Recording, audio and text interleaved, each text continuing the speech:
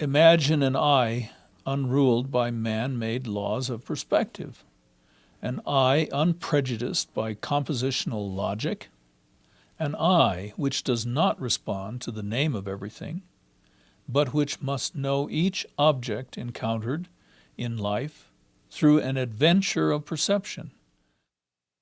These were jottings that came out of me across some several years of the making of Dog Star Man, principally, that were and right through to the making of Mothlight, that were buttressing my own confusions and fears about what I was doing and discovering. How many colors are there in a field of grass to the crawling baby unaware of, quote, green, end quote? How many rainbows can light create for the untutored eye? How aware of variations in heat waves can that eye be? Imagine a world alive with incomprehensible objects and shimmering with an endless variety of movement and innumerable gradations of color.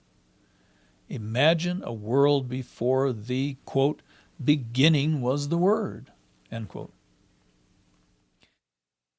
I mean, what was behind that was all those paintings. Say, take for example German Expressionist painting, where there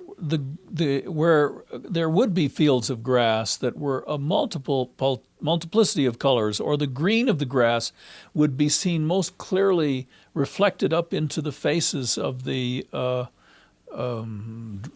the represented people within the painting, or the fauves, where the grass might be all the colors that it actually could be if you're not imposing green upon a spade of grass.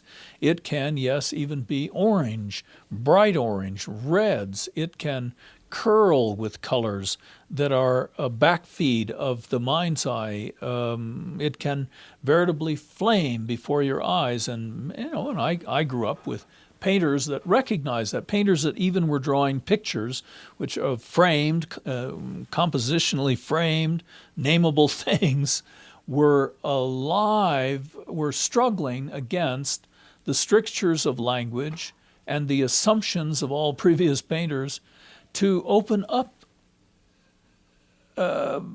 human perception. Well, I had, a brief moment that was electrifying and forever memorable with Jackson Pollock, my hero from high school. Literally at the period when he was desperately trying to evolve from back to totemistic painting, and was well sunk in his alcoholism. Parker Tyler and Charles Bolton House took me out to his barn one day when some other critics, also from New York, had been invited to look at what later Life magazine was to make famous as the Cyclopean painting, inasmuch as Life magazine could not see both eyes. But at any rate, this misnomered painting was essentially finished and hung stuck on the walls of Pollock's barn, and Pollock was dead drunk with a quart of whiskey beside him, 2/3 down. These New York painters were, and I mean, I was too shy to say anything, but they, just watching, but they were like commenting, and they used the word chance operations, which was no bother to me because I was hearing it regularly from John Cage and so on, and the power and the wonder of it, and the E King and so forth. But this really angered very deeply Pollock, and he said, "Don't give me any of your fucking chance operations." He said, "You see that doorknob?" And there was a doorknob that was about 50 feet from where he was sitting, that was in fact the door that everyone was going to have to exit by. And drunk as he was, he just with one swirl of his brush picked up a glob of paint, hurled it, and hit that doorknob smack on with very little paint over the edges. And then he said, "And that's the way out." Frankly, I don't see any chance operations in John Cage's work either, and I see that he tried many different things as I did, and in that sense, yes, I cast through the dice many different ways, hazard of the dice, right, and rejected almost all of them. I mean, he dipped toothbrush in ink and splattered it across page and threw dice and put notations as to whether those were whole notes, quarter notes, eighth notes, whatever, played it and threw most of it away. And when he found something that he liked, he kept it. Or liked would be too small a word. When he found something that seemed from his soul, that he could respond to it and be in charge of it, therefore, and sign it, give it out to the world. Well, it seems the same to me, That's the way I work. I thought that it was because I could not afford to pay for titles to be attached to the film Desist Film, that I would scratch them and have the actors scratch their initials backwards to give them a credit in the making of that film.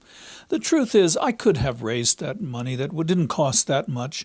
I stumbled, therefore, into or was given the gift of the scratching of titles directly onto the film surface, which had this effect, that from the beginning the viewer was given the rhythm of the very projector that was going to show them the rest of the film. They were given the sense of the film surface itself. They were given handwriting.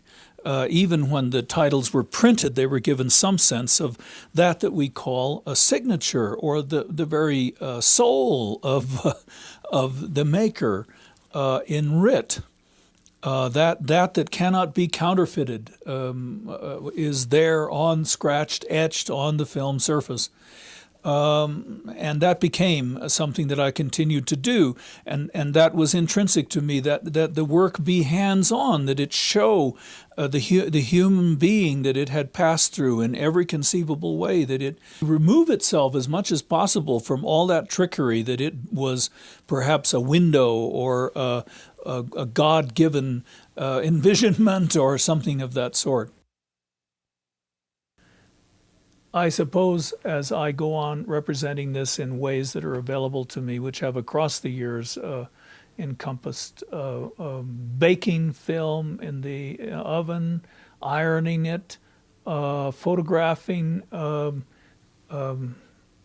iron filings under magnetic and under vibrations, using vibrations and powders, photographing brine shrimp herded into a small space to get the meat quivering sense of it, and largely painting. And I have been increasingly painting, and now for the last 4 or 5 years, with the exception of very recent times, I had been only painting, only making paintings like that.